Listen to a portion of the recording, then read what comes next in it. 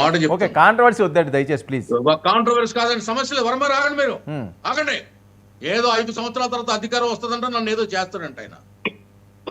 నీకు ఏమైనా ఉంటే రావాయా, ఇప్పుడు రా. ఓకే ఓకే ఓకే ఓకే నువ్వు రా, ఎక్కడికి వస్తావు, Right. టైం నువ్వు చెప్తావా, ప్లేస్ నువ్వు చెప్తావా, డేట్ నువ్వు చెప్తావా, చెప్పు, వస్తాను. ఓకే ఓకే 5 సంవత్సరాల దాకా ఎందుకు? ఓకే అండి. ఏంటి లోకేష్ గారు టాపిక్ లో రండి. Controversy please coming to subject. అమూల్యమైనటువంటి ఓకే, ఓకే. సమయాన్ని అనవసరంగా పాడు చేస్తున్నారు. రైట్, ఓకే ఓకే ఓకే తప్పండి, ఇలాంటి వ్యక్తులు Fine. పిలవకండి. Okay. అతను తిట్టింది చెప్పడు, ఆనంద్ సార్ గారు, తిట్టింది గురించి మాట్లాడతాడు. ఆనంద్ సార్ గారు, కేవలం ఈవేళ Okay. ఈ వైసీపీ పార్టీ పతనం అయిపోవడానికి ఇటువంటి వ్యక్తులే కారణం. Right, okay. వీళ్ళ భాషే కారణం, Point లోకి రండి. యాటిట్యూడే కారణం. పాయింట్ లోకి రండి ఆనంద్ సార్ గారు. ఎందుకు కాంట్రవర్సీ? చెప్తున్నా వినండి, పాయింట్ చెప్తున్నా.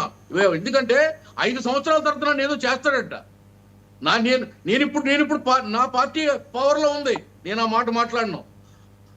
పవర్ చూసుకుని, పవర్ బలం చూసుకుని తేల్చుకునే మనస్తత్వం కాదు. స్వశక్తి ఉన్న, దమ్మున్న కుటుంబంలో పుట్టిన వాడిని. నా చరిత్ర తెలుసుకుని మాట్లాడు, నేనేంటో నా మూలాలు తెలుసుకుని మాట్లాడు. ఇట్లాగా ఇటువంటి బేల మాటలు మాట్లాడడం మాకు చేత కాదు. రా, అటో ఇటో తెలుసుకోవాలంటే వేరే వేదికలు ఉన్నాయి, చాలా వేదికలు ఉన్నాయి.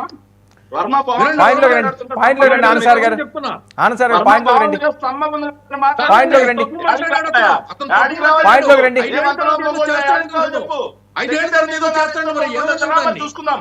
ఎంతలో మగడు బెదిరిస్తా ఉండవు, చూస్తా ఉంటే రా. నువ్వు బెదిరించావు, నువ్వు బెదిరించావు నువ్వు పెద్ద కుటుంబంలో పుట్టారా? నువ్వు చెప్పిందని నీకు వ్యక్తిగతంగా ఉంటే డిబేట్ లో కాదు మాట్లాడుకోవడం.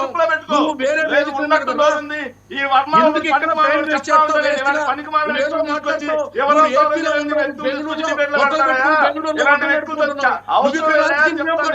ఇద్దరిని మ్యూట్ చేయండి. ఇద్దరిని మ్యూట్ చేయండి. మీ నాయకుడు బెంగళూరులో ఉంటాడు. ఇద్దరిని మ్యూట్ చేయండి. బ్రదర్, ఇద్దరు కూడా మనశ్శాంతిగా ఉండండి. బాగా మాట్లాడేటప్పుడు ఎందుకు సార్ ఇవన్నీ? ప్లీజ్. శేఖర్ మీరు ఆనంద్ సాగర్ గారు, ఆయన మాట్లాడిన దానికి మీ స్టైల్లో ఆన్సర్ ఇవ్వండి సార్. ఆనంద్ సార్ గారు, లోకేష్ గారు ఏంటి ఆయన పగ్గాలు అప్పు చెప్తున్నారు? పాయింట్లోకి రండి. మ్యూట్లో ఉన్నారు, ఇద్దరు మ్యూట్లో ఉన్నారు. ఎందుకు టైం వేస్ట్ అనవసరంగా డిబేట్? లోకేష్ గారు పరిస్థితి ఓకే. శేఖర్, ఇప్పుడు ఇందాక నాగేంద్ర గారు అన్నట్టుగా ఏమైనా ఆస్తి గొడవలు ఉంటాయా? ఎందుకు డిబేట్లో చిన్న వాటిని పెద్ద చేసుకోవడం? అతను నాకు చాలా సార్లు ఫోన్ చేశాడు, నాతో మాట్లాడాడు అదే వ్యక్తి. అవునా? ఓకే, మరి ఎందుకు ఇంకా దానికోసం ఏముంది? చెప్పుకున్నాడు. సరే, ఇంకెందుకు మరి ఇంకా డిస్కషన్ ఏమన్నది? ఓకేలేండి, అందరూ ఫ్రెండ్స్ అండి.